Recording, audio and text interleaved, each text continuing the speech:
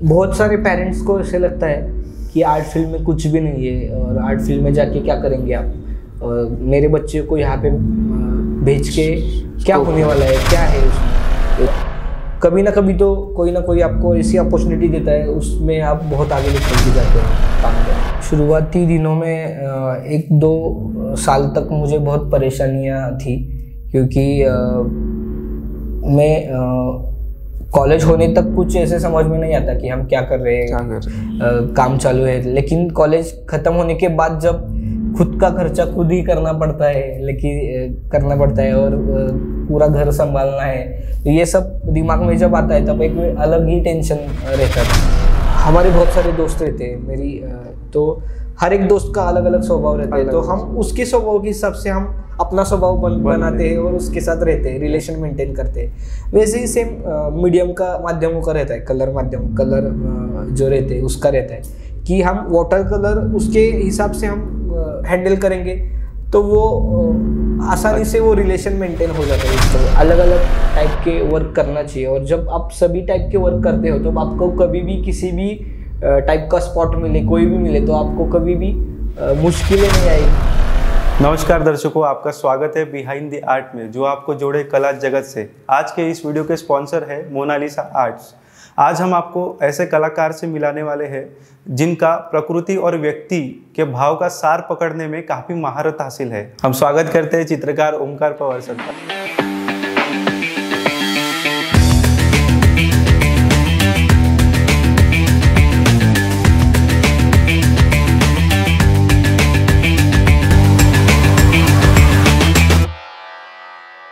Sir स्वागत है आपका। नमस्ते। सर हम आपसे जानना चाहेंगे कि आपकी रुचि चित्रकला में कैसे निर्माण हुई? मेरी रुचि जो है, जब मैं फर्स्ट स्टैंडर्ड में था तब मेरा गांव कराड़ है, तो कराड़ के वहाँ पे मेरा घर जो है, घर के पास ही कुंभारवाड़ा था।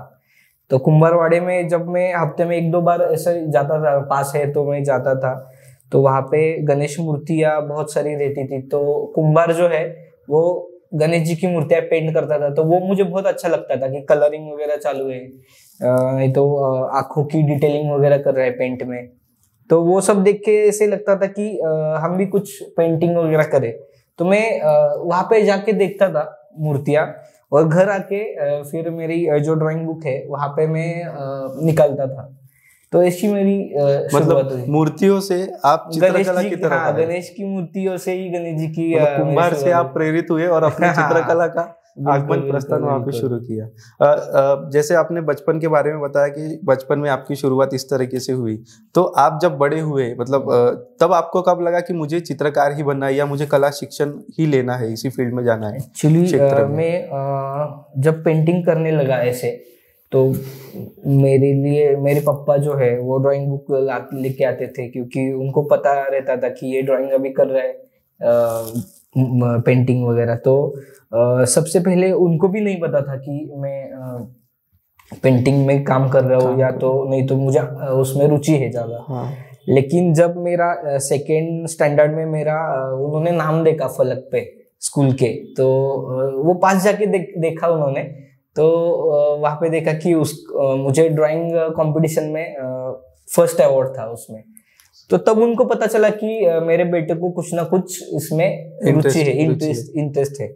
तो मेरे पापा ने फिर क्या किया कि बहुत सारे कॉम्पिटिशन्स वगैरह रहते हैं, सकाल चित्रकला स्पर्धा यहाँ पे रहते महाराष्ट्र में। तो बहुत सारे कॉम्पिटिशन स्कूल के अंतर्गत जो रहते थे, वहाँ पे मेरे जो पापा है वो मुझे प्रोत्साहित करते थे जाने के लिए वहाँ पे, और पार्टिसिपेंट होता था मैं वहाँ पे।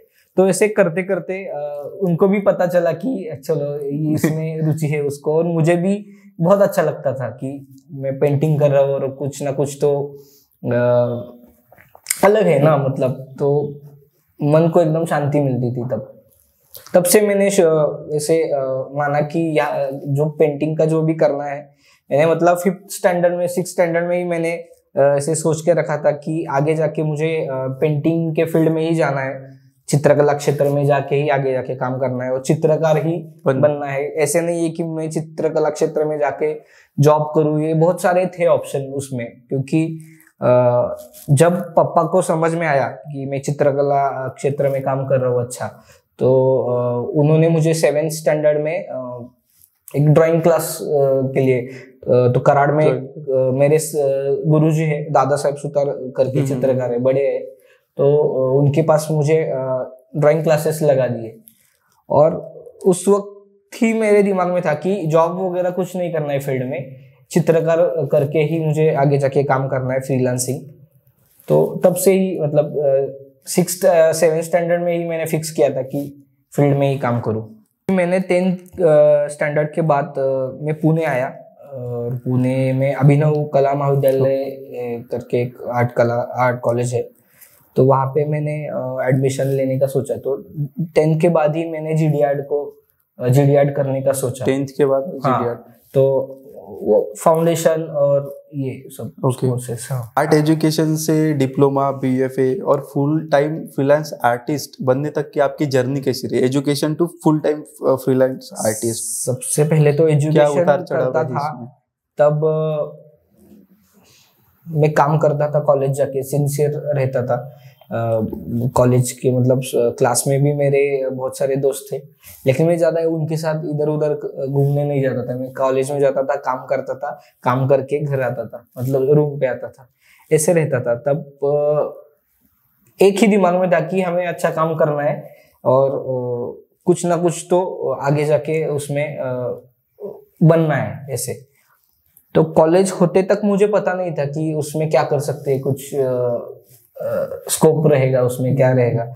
लेकिन डिप्लोमा जब आया, डिप्लोमा का जब एग्जाम हुआ मेरा, तब एक टेंशन था कि अभी आगे जाके कैसे काम करे, नहीं तो मार्केट में अभी कैसे अब खुद को एस्टेब्लिश, खुद को एस्टेब्लिश करे।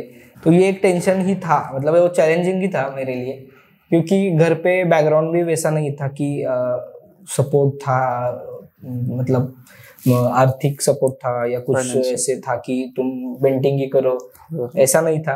कि जब ऐसा डिप्लोमा के लिए जब कोई भी आता है तो घर वालों को लगता है हाँ अभी अपना बच्चा जो है अभी लास्ट ईयर में है, तब घर वाले एक जिम्मेदार पर्सन की तरह हमारे ऊपर देखते।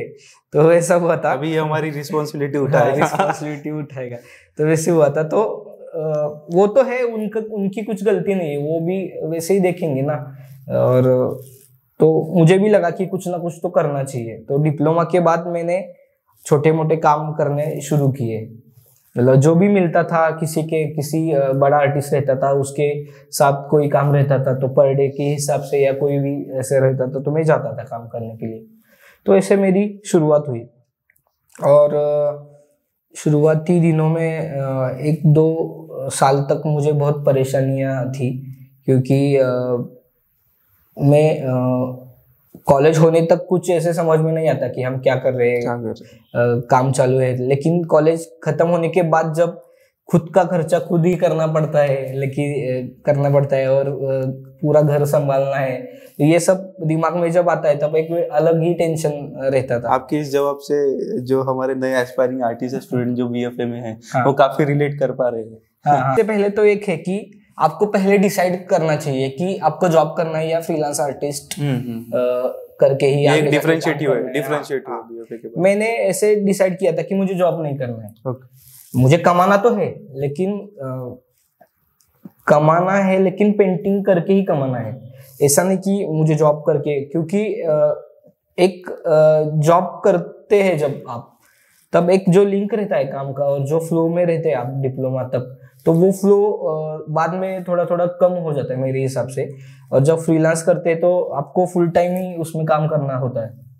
तो वो पहले आप फिक्स कीजिए कि आपको जॉब करना है उसमें या फ्रीलांस आर्टिस्ट का करके काम करना है आगे जाके। तो वैसा आप सोचिए पहले और उसके बाद काम करते जाइए।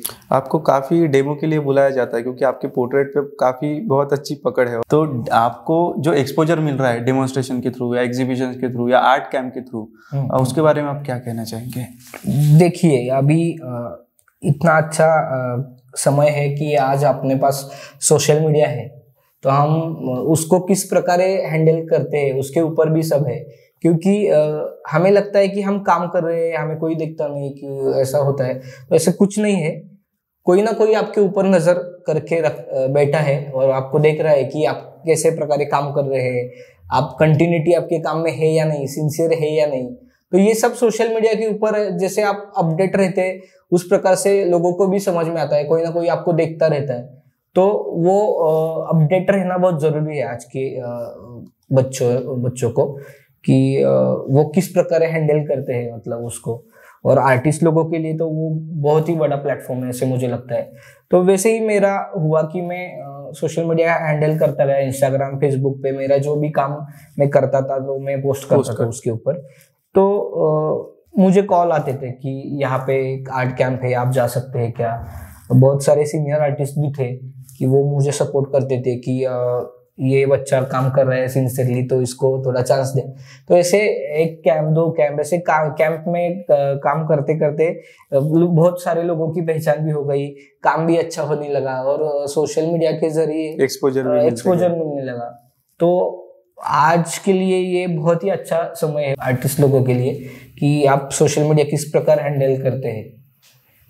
तो आपको एक्सपोजर मिलेगा, आपका काम कंटिन्यू रहेगा, काम में आपका सिंसियरिटी, आपके काम में सिंसियरिटी रहेगी तो पक्का आपको चांस मिलेगा ऐसे मुझे लगता है।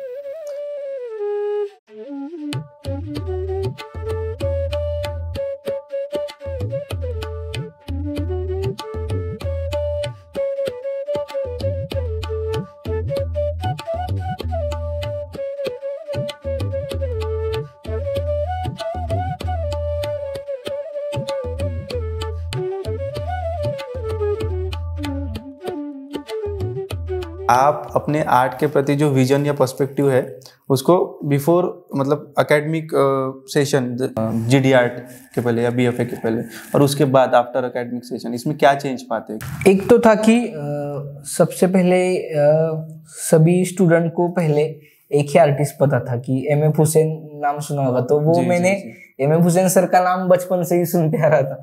तो ऐसे लगता था कि फील्ड में जाके काम करेंगे तो करोड़ों में पेंटिंग जाएगा, ऐसा एक दिमाग में था। तो फिर जब मैं कॉलेज में गया तो मुझे समझ में आया कि ये सब मोह माया है। एक है कि आपका लक भी काम करता है, और लक जब काम करता है कब करता है, जब आप मेहनत से उसके लिए डेडिकेशन देते हो कोई भी काम के लिए, और उसकी कंटिन्यूटी आप रखते हो बहुत सालों तक, और सिंसियरली काम करते हो उसमें कंसिस्टेंटली, तभी वो लक काम में आता है। तो फिर समझ में आया कॉलेज जाके कि ऐसा कुछ नहीं है, अभी मार्केट के ऊपर भी है, लक के ऊपर भी है, और आप काम कैसे करते हैं उसके ऊपर क्या, हाँ तो उसके ऊपर है। लेकिन एक समझ में आया कि काम करेंगे तो कभी भूखा पेट तो नहीं मरूंगा, मतलब ये एक दिमाग में था कि काम अच्छा करेंगे, रेगुलर करेंगे तो कभी मुझे पैसों की कमी कभी नहीं महसूस होगी। तो ये समझ में आया कि पहले कॉलेज में स्कूल में था तो ऐसा था, और कॉलेज में आके रियलिटी समझ में आया कि काम तो करना पड़ेगा हमें, काम इसमें अगर टाइम देंगे तो कुछ तो मिलेगा ही। भूखे पेट सोने की जरूरत नहीं पड़ेगी कभी। सर, आपका पोर्ट्रेट और लैंडस्केप के प्रति काफी विशेष प्रेम नजर आता है, तो इसके लिए कोई खास वजह? मैं जब क्लास में था, स्कूल में रहता था, तब मेरे जो क्लास के टीचर थे, जैसे मैंने आपको बोला कि दादा साहेब सुतार करके वहाँ पे थे, तो उनके पास में क्लास के लिए जाता, तो उनके पास बहुत सारे ऐसी बुक्स रहते थे, और वो खुद भी रियलिस्टिक आर्टिस्ट थे, रियलिस्टिक में काम करने वाले आर्टिस्ट थे। तो उनके सामने बहुत सारे पोर्ट्रेट्स, बहुत सारे लैंडस्केप्स वगैरह ऐसे सामने देखने के लिए थे। जब मैं 7-6 में था तब से मैं ये देखते आ रहा हूँ कि रियलिस्टिक काम और उसको कैसे किया जाता है। तो वो देख के भी बहुत सारा मजा आता था। और दूसरी चीज ये कि उनके पास बहुत सारे बुक्स ऐसे रहते थे कि रियलिस्टिक जो ओल्ड मास्टर्स थे हमारे, जो इंडियन आर्टिस्ट थे ओल्ड मास्टर्स, तो उनके सारे बुक्स देख के मुझे रियलिस्टिक पोर्ट्रेट करने में या लैंडस्केप करने में बहुत अच्छा लगता था। और फिर मुझे जो अच्छा लगा वही मैंने कंटिन्यू किया। रियलिस्टिक जो पोर्ट्रेट और लैंडस्केप से आप प्रेरित थे, आपके जो गुरुजी थे उनका प्रभाव था टीचर का, तो आप लैंडस्केप के लिए अपनी प्लेस कैसे सिलेक्ट करते? मैं ये मानता हूँ कि जब आप स्पॉट पे गए और जहाँ पे आपका पहला ध्यान गया कि अरे वाह ये अच्छा लग रहा है, तो वो हमारा स्पॉट होना चाहिए। क्योंकि नज़र भी अपनी हम कलाकार है तो हमारी नज़र भी वैसी तैयार होती जाती है काम करते करते। तो वैसे मैं सिलेक्ट करता हूँ कि मुझे जो अच्छा लगता है सबसे पहले स्पॉट पे जाके वही मैं स्पॉट करता हूँ। तो उसमें क्या देखता हूँ मैं, लाइट एंड शेड्स कैसे है, उसका कंपोजिशन कैसा है, क्लाइमेट कैसा लग रहा है वहाँ का, तो उसके ऊपर है सब। तो ये सब देख के मैं स्पॉट मतलब उसकी सुंदरता ही आपको प्रेरित करते हैं, वो ड्राइंग और पेंटिंग।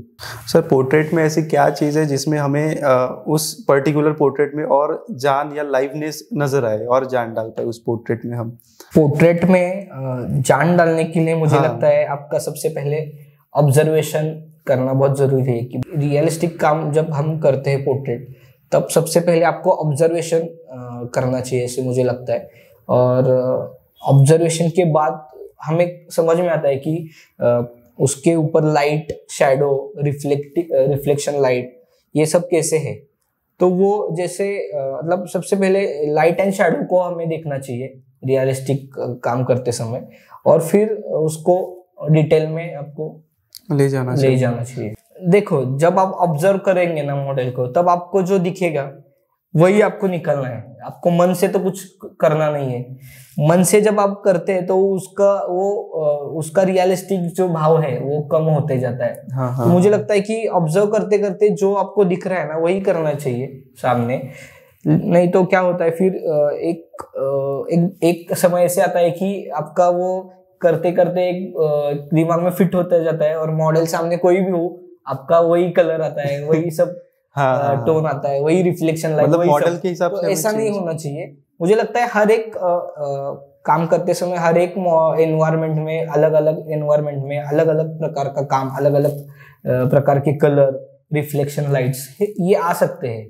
तो ऐसा नहीं है कि आपको सेम ही कलर पैलेट बनना है। हर एक कोई भी ब्लैक मॉडल रहेगा या गोरा मॉडल रहेगा, कोई भी रहेगा तो एक ही कलर, तो ऐसा नहीं होना चाहिए। तो यही है कि आपको ऑब्जर्वेशन करना चाहिए और वैसे कलर बनाना चाहिए पैलेट पे। जैसे कोई लिमिटेड पैलेट रहती है या फिर कोई आर्टिस्ट की खुद की भी स्पेसिफिक पैलेट रहती है कि मैं ये कलर यूज करूंगा, तो मतलब कुछ पेंटिंग्स या पोर्ट्रेट्स या लैंडस्केप में नजर आता है कि ये अगर पेंटिंग है तो इसने ही की होंगी, मतलब नाम बन जाता है वो करने के तरीके से। नहीं, देखो कैसे है, वो कलाकार का एप्लीकेशन, काम करने का जरिया, उनका व्यू वो समझ में आता है। लेकिन उसमें कलर और ये अलग अलग ही होना चाहिए। जैसे मॉडल है वैसे ही कलर आना चाहिए। जब कलर का रिपीटेशन होता है हर एक पोर्ट्रेट में सेम सेम सेम, तो वो एक्चुअल में नहीं होता है वहां पे। तो मुझे लगता है कि वो फिर मन से किया हुआ काम रहता है, तो वो नहीं होना चाहिए वैसे। उसके लिए आपको ऑब्जर्वेशन करना चाहिए। दूसरा चीज ये है कि जो सामने दिख रहा है वही करना चाहिए।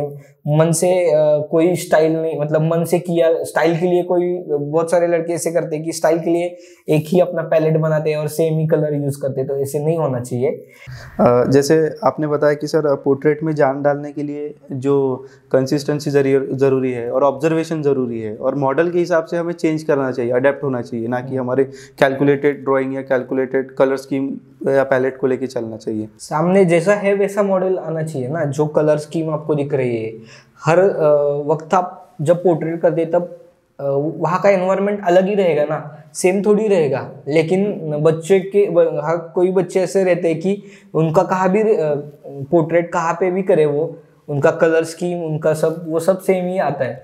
तो वो मन से किया हुआ काम है ऐसे मुझे लगता है। उनका कहीं तो ऑब्जर्वेशन कम हो रहा है और जो डेडिकेशन चाहिए पोर्ट्रेट करते समय वो नहीं आ रहा है, ऐसे मुझे लगता है। तो ऐसी कोई बच्चे ऐसे भी करते हैं कि स्टाइल बनाने के लिए भी कुछ एक पैलेट बनाते हैं और वही कलर सेम हर एक मॉडल में, कभी भी आप पोर्ट्रेट कर दे तो वही कलर स्कीम यूज करते हैं, वही कलर यूज करते हैं।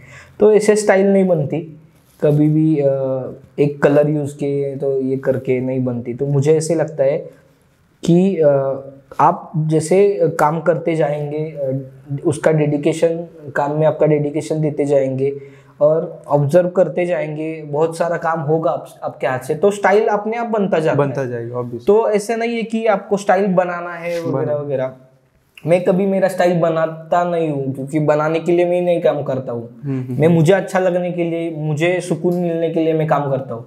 और काम करते करते जब आप एक लेवल पे जाते हैं तो आपका काम लोगों को पहचान में आ जाता है, ऐसे मुझे लगता है। तो मैं अभी भी स्टाइल के पीछे नहीं हूँ, मतलब मेरे स्टाइल होना चाहिए या मेरा पेंटिंग पहचान में आना चाहिए, ऐसा मेरे दिमाग में कभी भी नहीं रहता। लेकिन लोगों को अभी समझता है, बहुत सारे लोगों की, हाँ ये मैंने किया हुआ है। कभी कभी नहीं भी समझता, लेकिन ऐसा कुछ नहीं है ना कि हमारा लाइफ बहुत बड़ा है। मतलब लाइफ में आपको एक्सपेरिमेंट और ये सब करते जाना चाहिए। और जब एक लेवल ऐसा आता है कि आप कुछ भी करें, आपका स्टाइल वो आता ही है, मतलब लगता ही है कि ये आर्टिस्ट का काम है, तो ऐसा होना चाहिए। बल्कि ये नहीं होना चाहिए कि स्टाइल करने के लिए कुछ भी कलर ले लो और आप पोर्ट्रेट करो, तो उसमें आप खुद को भी फंसा रहे और दूसरों को भी फंसा रहे हैं। तो ऐसा नहीं होना चाहिए। तो सर, आप खुद को हमेशा काम करने के लिए कैसे मोटिवेटेड रखते हो? खुद को काम करने के लिए मैं सबसे पहले अकेला किधर, तो मुझे एक है कि मुझे कभी कभी टेंशन आता है काम का, पैसों का, कुछ भी टेंशन आता है, तो मैं और मेरा भाई, हम थोड़ा घर के पास एक ऐसा पहाड़ वगैरह है, तो नेचर में जाके थोड़ा सा हम रिलैक्स होते हैं। और मुझे बहुत फ्रेश महसूस होता है, बहुत सारी एनर्जी मिलती है। और बहुत जो भी कुछ मुझे मिला है वो नेचर से मिला है, ऐसे मुझे लगता है। क्योंकि बहुत सारी जगह पे जाके मैंने लैंडस्केप्स वगैरह किए, अलग अलग स्टेट में जाके मैंने काम किया है, अलग अलग क्लाइमेट में, मतलब हिमाचल हुआ, राजस्थान हुआ, कर्नाटक हुआ, तो हर एक जगह पे अलग अलग प्रकार का क्लाइमेट है। तो वहाँ की एनर्जी मैंने फील की है, वहाँ का जो नेचर है मैंने वो फील किया है। तो नेचर से बहुत मेरा पहले से लगा हुआ है। तो मुझे ऐसा कभी लगता है तो मैं घर से थोड़ा दूर जाके थोड़ा हवा में थोड़ा टहल के आता हूँ। तो ये मुझे अच्छा लगता है जब ऐसा होता है। तो यही चीज़ आपको मोटिवेट करती है काम यही चीज़ मुझे मोटिवेट, मतलब ऐसा बोलो कि नेचर ही मुझे ज़्यादा मोटिवेट करता है। जब कोई ऐसे टेंशन रहता है तो मैं नेचर में ही जाके थोड़ा घूमता हूँ, फिरता हूँ, शांति से बैठता हूँ, जहाँ पे कोई ना रहे।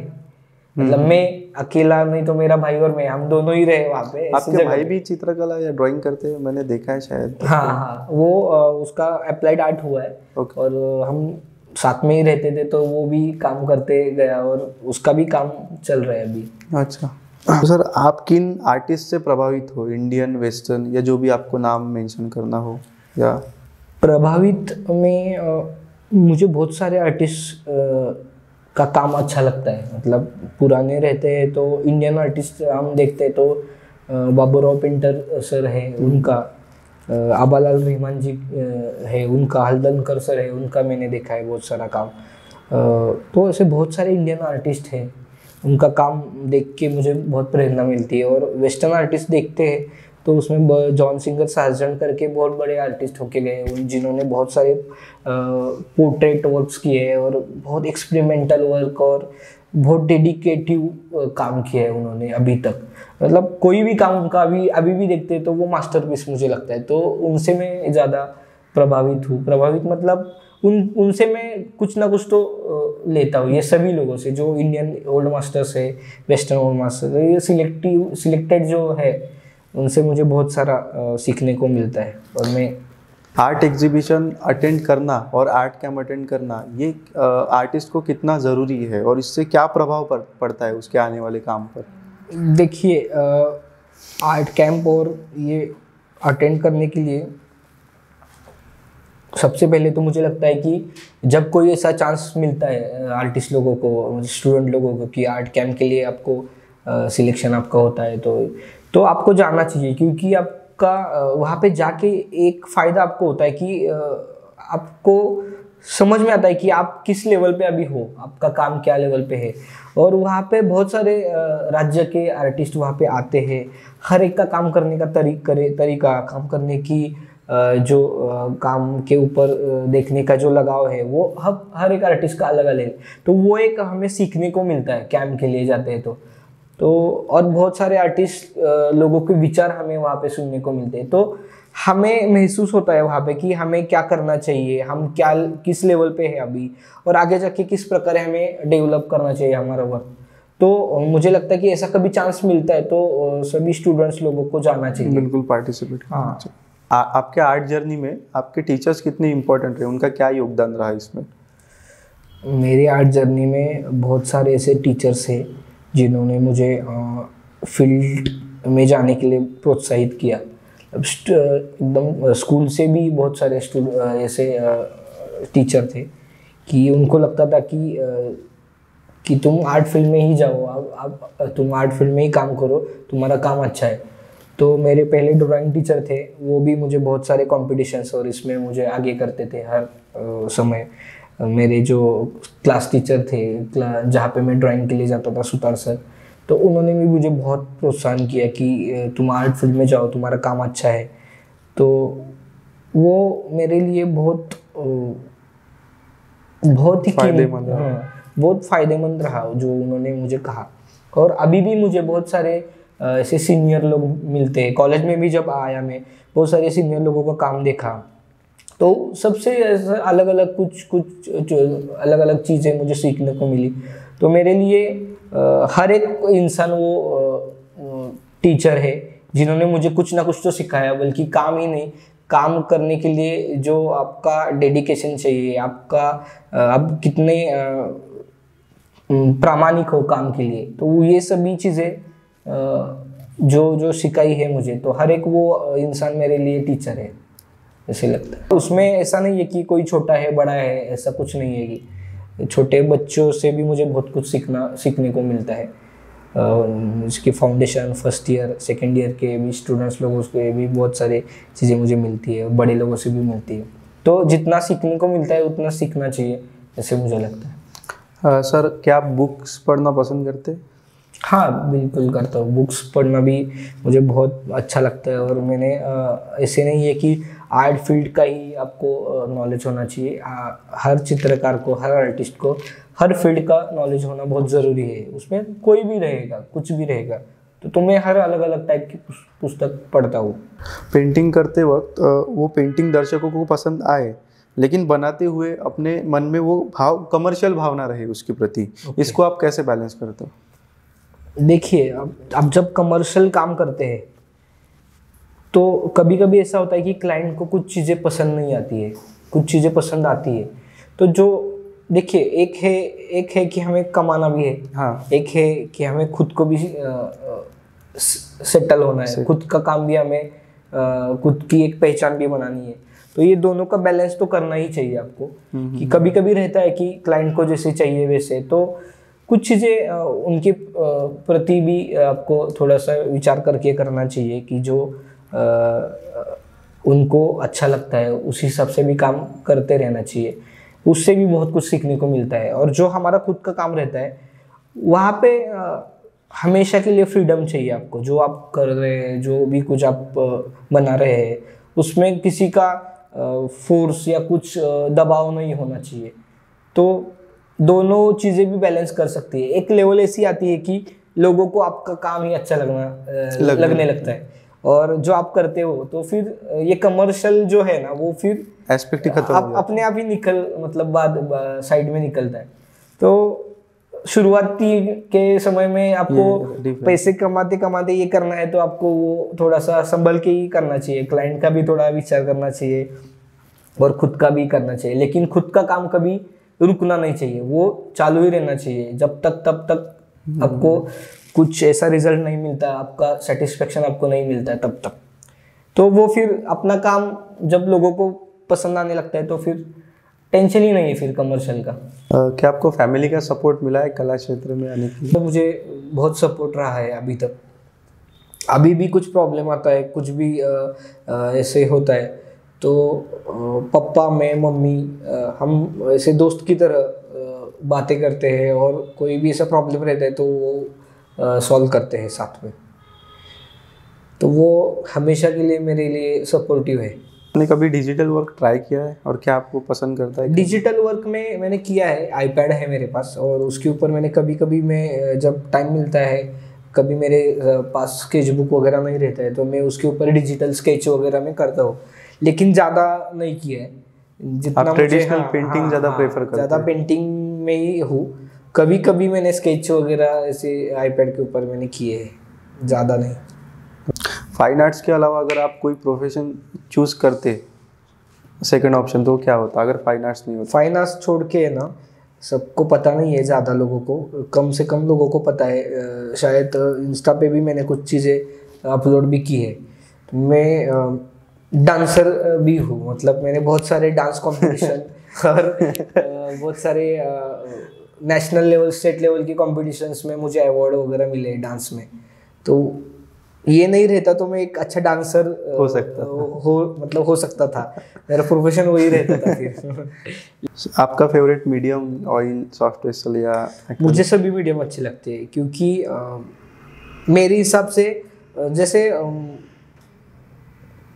हर एक मीडियम है, माध्यम है, जैसे कि वाटर कलर है, एक्रेलिक कलर है, ऑयल कलर है, जो भी कलर है, कलर मीडियम है, माध्यम है, तो हर एक का एक स्वभाव है। तो वो स्वभाव जब आपको समझ में आता है तो हर एक माध्यम में काम करने के लिए आपको मज़ा आता है, आ सकता है। मैंने बहुत सारे माध्यमों में, सभी माध्यमों में मैंने काम किया है और मुझे सभी अच्छे लगते हैं। मतलब जैसे कि देखिए, मुझे ऐसे लगता है कि हमारे बहुत सारे दोस्त रहते हैं मेरी, तो हर एक दोस्त का अलग अलग स्वभाव रहता है, तो हम उसके स्वभाव के हिसाब से हम अपना स्वभाव बनाते हैं और उसके साथ रहते हैं, रिलेशन मेंटेन करते हैं। वैसे ही सेम मीडियम का, माध्यमों का रहता है, कलर माध्यम, कलर जो रहते हैं उसका रहता है कि हम वाटर कलर उसके हिसाब से हम हैंडल करेंगे तो वो आसानी से वो रिलेशन मेंटेन हो जाता है उसके साथ। वैसे ही एक्रेलिक के साथ उसके स्वभाव के हिसाब से हम अपना स्वभाव मेंटेन करेंगे तो वो भी आसानी के साथ। ऑयल के साथ भी सेम वैसा ही, तो जैसे हम रिलेशन बाहर के लोगों के साथ मेंटेन करते हैं, वैसे ही कलर हर एक कलर माध्यमों के साथ हमें रिलेशन मेंटेन करना चाहिए। और जब आपका रिलेशन बनेगा उनके साथ, तब मुझे लगता है कि वो माध्यम समझने के लिए आपको ज़्यादा मुश्किलें नहीं आएगी, मतलब तो वो रिलेशन बहुत अच्छा तरीके से आप आगे लेके जाएंगे और काम भी अच्छा होगा। कभी आपको जॉब करने का विचार आया या कभी आपने जॉब की है शुरुआत में? जॉब करने का विचार मेरे मन में कभी नहीं था। मतलब मैंने जैसे आपको पहले ही बोला था कि मैंने स्कूल में ही 6th स्टैंडर्ड में ही मैंने ऐसे दिमाग में फिट करके रखा था कि मुझे आर्ट फील्ड में ही काम करना है और फ्रीलांस आर्टिस्ट करके ही मुझे आगे जाके काम करना है, मुझे जॉब वगैरह नहीं करना है, क्योंकि मुझे चित्रकार ही होना था। तो मैंने कभी भी ऐसे सोचा नहीं। पैसों के हिसाब से देखे तो शुरुआती में थोड़ी मुश्किलें बहुत आई थी मुझे, लेकिन मैंने कभी जॉब का ऐसे दिमाग में नहीं लाया। मैंने थोड़े पेशेंस रखे, और जिसको भी आर्ट फील्ड में काम करना है, फ्रीलांस आर्टिस्ट करके काम करना है, तो मुझे लगता है कि उन्होंने थोड़ा पेशेंस भी रखना चाहिए। और फैमिली वाले जब सपोर्ट में किसी के रहते हैं तो और अच्छा है, मेरे मतलब और भी अच्छा रहता है। तो जॉब के पीछे मत जाइए जिनको फ्रीलांसिंग में काम करना है। तो वैसे ही मैंने किया। जैसे सबसे पहले एक देखिए कि आपको रुचि ज़्यादा किस में, जॉब करने में है या चित्रकार रहने में, फुल टाइम आर्टिस्ट रहने में। तो वो सबसे पहले आप देखिए और फिर उस हिसाब से आप आगे जाइए। अगर आप आपकी फ्रीडम चाहते हो तो आप फ्रीलांस आर्टिस्ट बन सकते हो, और आप लोग को लगता है कि किसी की कैद में रहना है तो आप जॉब प्रेफर कर सकते हो। क्योंकि किसी के कैद में रह के, किसी के ऊपर मतलब हमारे ऊपर किसी का बर्डन रह के आर्ट नहीं हो सकता, उसमें फ्रीडम ही नहीं है, तो वो आर्ट किसका? आर्ट ही फ्रीडम है, मुझे ऐसे लगता है। क्या फुल टाइम आर्टिस्ट बनना पॉसिबल है? और अगर पॉसिबल है तो कितने चैलेंजेस आ सकते हैं? और खुद को चैलेंजेस तो बहुत सारे आ सकते हैं, लेकिन आसान भी उतना ही है। क्योंकि मैंने जैसे वैसे बोला, मतलब पहले ही बोला था कि आज का ज़माना है सोशल मीडिया का, तो आप थोड़ा अच्छी तरीके से सोशल मीडिया हैंडल करेंगे, आपका काम रेगुलरली पोस्ट करते जाएंगे अलग अलग टाइप का जो आपको अच्छा लगता है, तो उस हिसाब से आपको आगे आपका जैसे पोस्ट वायरल हो जाएगा, लोग देखेंगे, उस टाइप का आपको काम आने लगेगा। और आप जैसे जैसे काम करते जाएंगे, मार्केट में आपका काम जाएगा, वैसे वैसे आपको रिक्वायरमेंट आती जाएगी। थोड़ा किसी को लेट हो जाएगा, किसी को जल्दी मिल जाएगा, लेकिन काम करते रहना चाहिए, ऐसे मुझे लगता है। कभी ना कभी तो कोई ना कोई आपको ऐसी अपॉर्चुनिटी देता है, उसमें आप बहुत आगे निकल के जाते हैं काम में।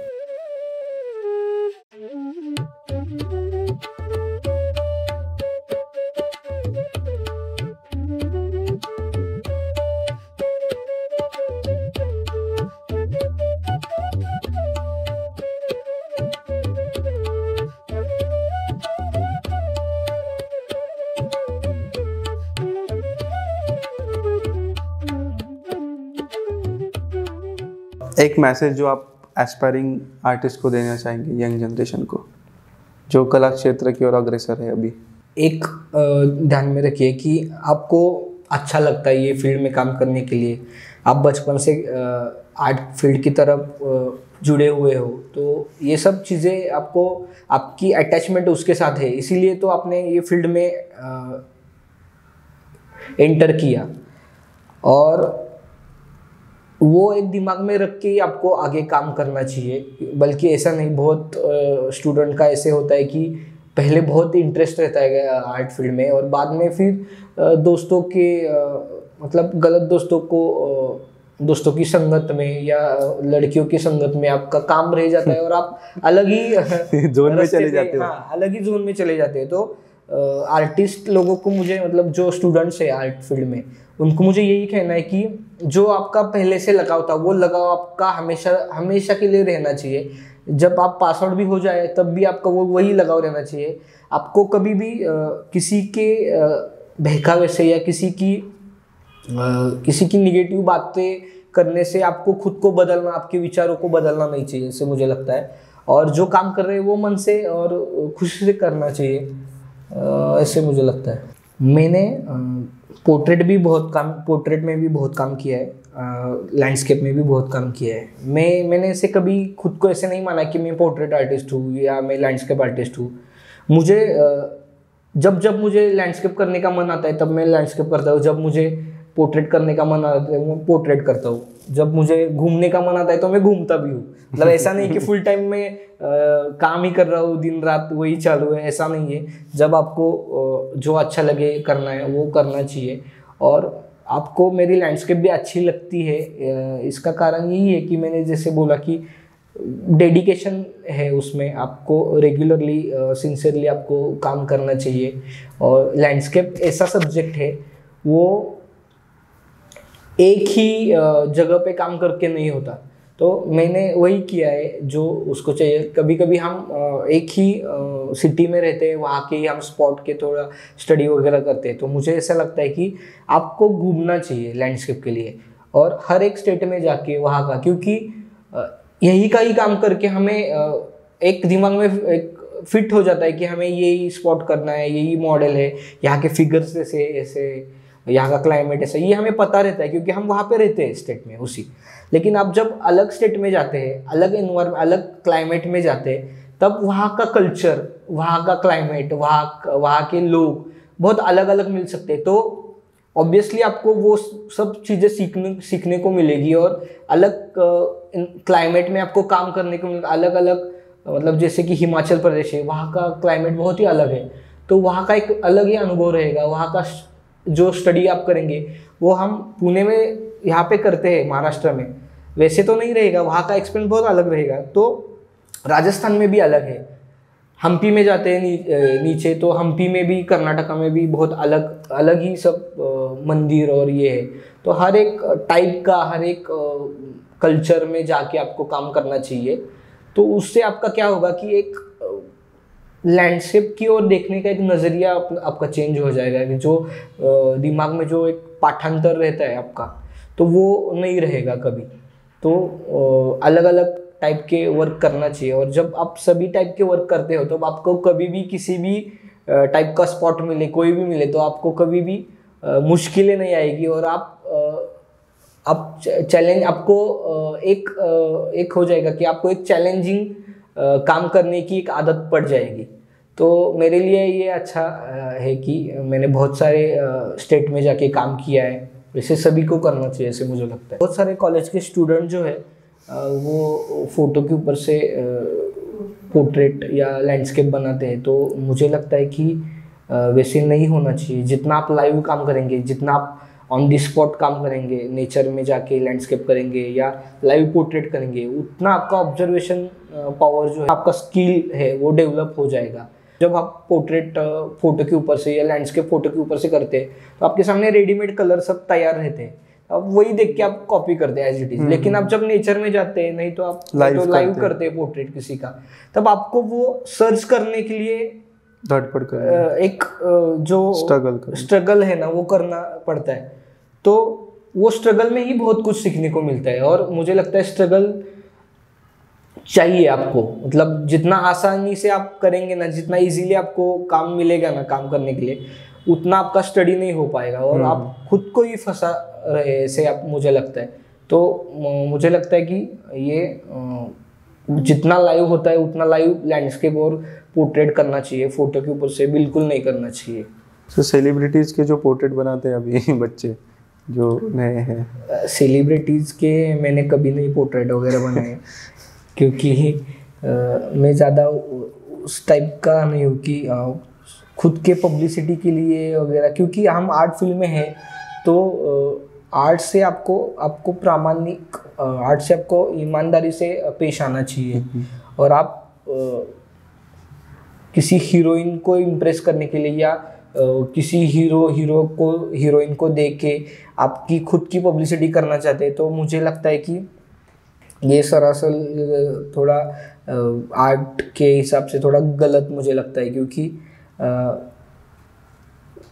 वो फिर आर्ट को समझ नहीं पा रहा है, मुझे ऐसा लगता है जो ऐसे करता है, क्योंकि वो एक दुनिया अलग ही है, वो जो हीरो फेम की और उनके ऊपर से और फेम की तरफ आप फेम को लेके आप काम करेंगे ना, तो आपका इसके ऊपर का जो क्या बोलते हैं, जो पकड़ है, आर्ट की पकड़ है या उसकी गहराई है, वो वहाँ तक नहीं पहुँच, वो वहाँ तक नहीं कभी पहुँच पाएंगे, गहराई की तरफ नहीं जा सकेंगे कभी। काम बहुत करना चाहिए, बल्कि ऐसे नहीं होना चाहिए कि आपको आपकी फॉलोअर्स बढ़ाए, मतलब बढ़ाने के लिए आप किसी हीरो का पोर्ट्रेट कर रहे हैं, हीरोइन का पोर्ट्रेट करते हैं, तो वो फॉलोअर के लिए काम नहीं करना चाहिए, ऐसे मुझे लगता है खुद के लिए करना चाहिए। बहुत सारे पेरेंट्स को ऐसे लगता है कि आर्ट फील्ड में कुछ भी नहीं है और आर्ट फील्ड में जाके क्या करेंगे आप, मेरे बच्चे को यहाँ पे भेज के क्या होने वाला है, क्या है उसमें। तो ऐसा कुछ भी नहीं है। किसी भी बच्चे को आर्ट फील्ड की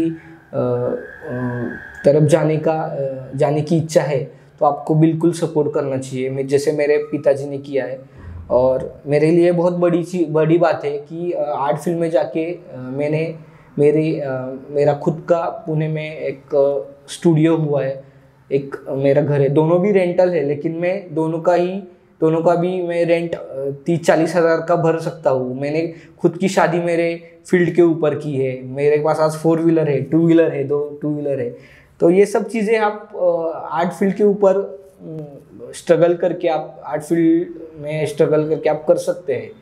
तो ऐसा तो ऐसा कुछ नहीं है कि स्कोप नहीं है। जब आपके बच्चे को उसमें रुचि है तो आपको बिल्कुल सपोर्ट करना चाहिए, और इसी के जोर से, सपोर्ट के जोर से वो आगे जाके बहुत अच्छा काम करेगा, अच्छा नाम कमाएगा। और पैसे तो जब नाम आता है तो पैसे अपने आप आ जाते हैं, काम भी अपने आप मिलते जाता है।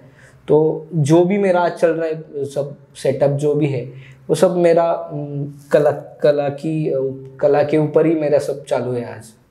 सर, मोनालिसा और बिहाइंड द आर्ट टीम की तरफ से आपको थैंक यू सो मच।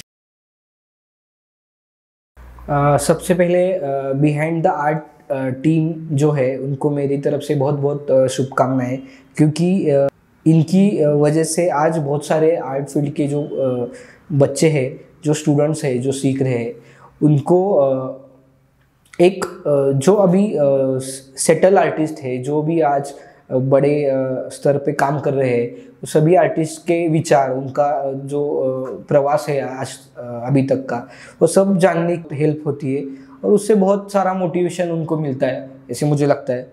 और बहुत मेहनत कर रही है टीम, तो उनको मेरी तरफ से बहुत बहुत शुभकामनाएं। All the best.